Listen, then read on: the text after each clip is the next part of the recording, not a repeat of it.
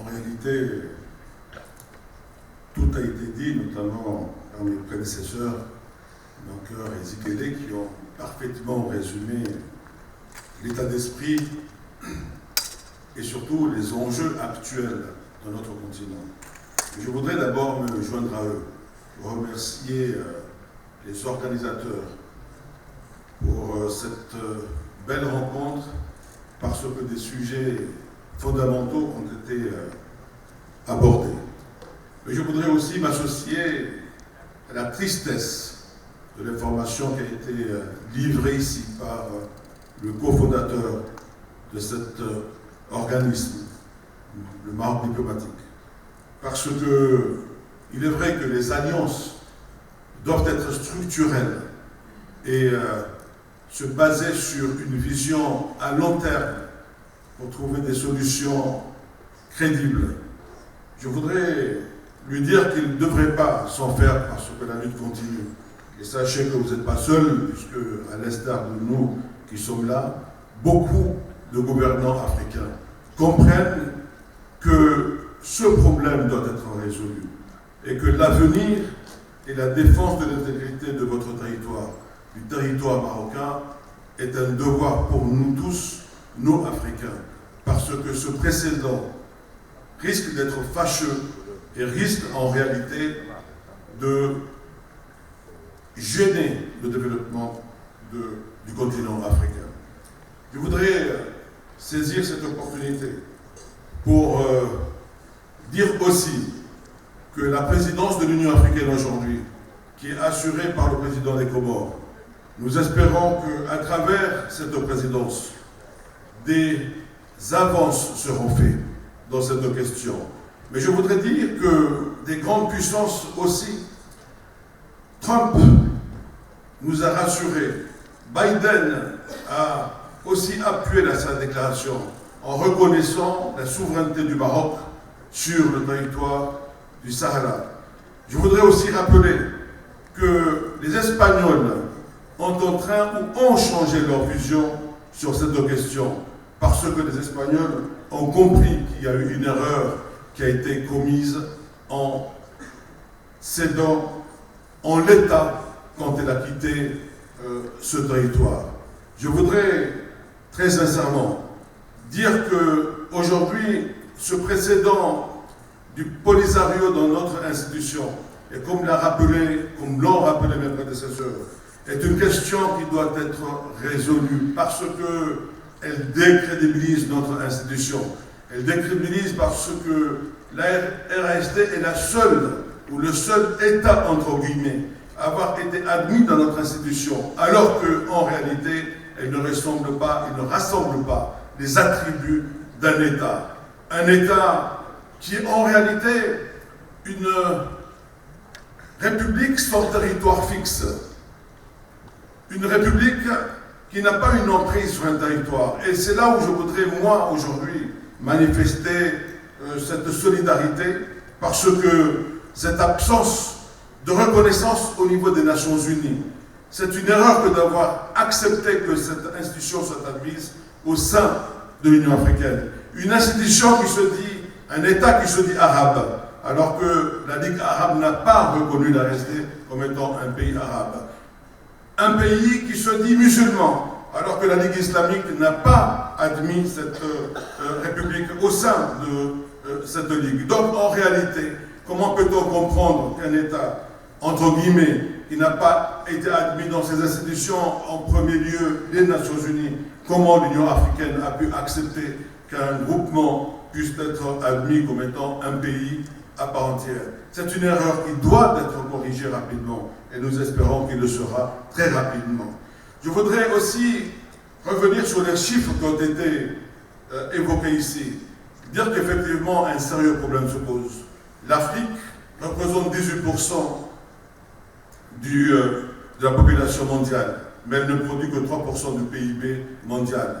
Effectivement, nous devrions aujourd'hui imaginer autrement l'Afrique. Nous devrons aller vers un panafricanisme économique, privilégier les rapports sud-sud, privilégier les connaissances et mutualiser nos capacités en Afrique pour produire de la richesse dans notre pays. Parce que tant qu'on n'aura pas commencé à enrichir notre continent, on n'aura pas les moyens pour financer notre sécurité et nos ambitions communes au sein de l'Afrique. L'Afrique, elle doit changer. Elle doit changer de paradigme, mais elle doit aussi changer dans sa manière de voir les choses parce que autrement nous risquons d'en pâtir. Des leaderships se dégagent, comme l'a dit Ziguele. Ces leaderships sont incarnés aujourd'hui par notamment, entre autres, mais surtout par Sa Majesté Mohamed VI et surtout dans la vision dans laquelle il a donné pour la coopération Sud-Sud. Je suis convaincu, comme les frères qui sont là, et tant d'autres encore, qu'en réalité, c'est dans cette coopération que nous allons pouvoir en réalité redonner une souveraineté réelle à l'Afrique. Parce qu'aujourd'hui, des pays comme le Maroc recèlent toutes les compétences que nous connaissons et que l'Afrique doit impérativement se tourner envers des pays comme le Maroc et surtout un pays comme le Maroc. Nous sommes convaincus qu'à travers cette coopération Sud-Sud, nous pourrons peut-être demain faire face aux enjeux mondiaux parce que l'Europe, les États-Unis, la Chine aujourd'hui ou l'Inde, ils auront à défendre d'abord leurs intérêts. C'est à nous, Africains, aujourd'hui, de défendre nos intérêts. Et nos intérêts seront aujourd'hui défendus par des leaderships africains, conçus par des Africains, pour l'Afrique, parce que seuls nous pouvons comprendre nos besoins, notre avenir, nos aspirations et quel modèle nous voulons pour notre Afrique à nous, pour demain. Je pense que ces enjeux doivent être incarnés par des pays comme le Maroc, et il le fait déjà très bien. Le Maroc, un pays passionnant, j'ai eu à le dire parce que je le redis encore aujourd'hui, c'est une vieille nation en réalité. Il y a des détracteurs, c'est vrai, mais la nation marocaine est une vieille civilisation qui a 1000 ans. 1000 ans d'histoire, 1000 ans de vécu, 1000 ans dans lesquels cette histoire a pu faire le Maroc, cette puissance culturelle d'abord aujourd'hui. Et je pense qu'à travers l'histoire du Maroc, à travers ceux qui ont fondé Fès, les Almoravides qui sont venus après, les Mérinites, Almohades, et jusqu'à la dynastie qui date de 5 siècles aujourd'hui, ont montré que ce pays est un vieux pays, une vieille civilisation, un pays sur lequel on peut compter, et que sur l'histoire de ce pays, il a été clairement établi qu'en réalité, cette partie du Maroc a toujours fait partie intégrante du Maroc. Et qu'en réalité, c'est une manipulation qui a fait que malheureusement, nous nous trouvons dans cette situation aujourd'hui. Messieurs et mesdames, je reste convaincu qu'à travers des rencontres pareilles, nous pourrons peut-être susciter, donner la possibilité à certains de comprendre l'histoire de nos pays, mais surtout l'histoire du Maroc, puisque nous sommes au Maroc aujourd'hui. Et je suis convaincu que le Maroc a un rôle à jouer et doit continuer dans cette coopération parce que, à compétence égale avec l'Europe ou d'autres continents, le Maroc est un bel exemple de développement. Un bel exemple parce qu'il a investi dans les ressources humaines, les universités. J'ai appris ce matin un marché important sur un grand port qui a été réalisé, qui est en train d'être fini aujourd'hui par les Marocains à Djibouti. C'est ce qui montre qu'aujourd'hui le Maroc recèle des savoir-faire qui pourraient être mutualisés avec nous, les autres pays africains. Je pense qu'aujourd'hui, seule cette mutualisation de nos moyens de production, j'ai eu à appeler à Tanger, à côté ou aux côtés de l'Union africaine, penser qu'il est encore possible de créer une communauté économique chez nous, notamment, non pas régionale, mais qui porterait sur des produits, notamment le blé. Parce qu'il est vrai qu'on ne peut pas comprendre que l'Afrique ait pu avoir faim, qu'on soit obligé d'aller demander que l'on ouvre les blocages qu'il y avait pour qu'on puisse nourrir l'Afrique, alors que nous recélons de toutes les potentialités, aussi bien humaines, naturelles, que le reste.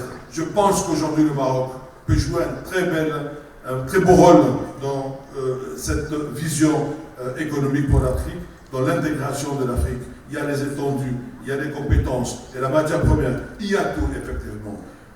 Messieurs, dames, je vous remercie et espérons que ce que nous échangeons là continuera à l'être, parce que je suis convaincu que le continent africain ne doit pas rester tel qu'il est aujourd'hui et que seul son enrichissement peut donner de l'espoir à l'Afrique et donner des perspectives nouvelles, parce qu'on doit refuser qu'on soit l'avatar du développement du monde. Merci.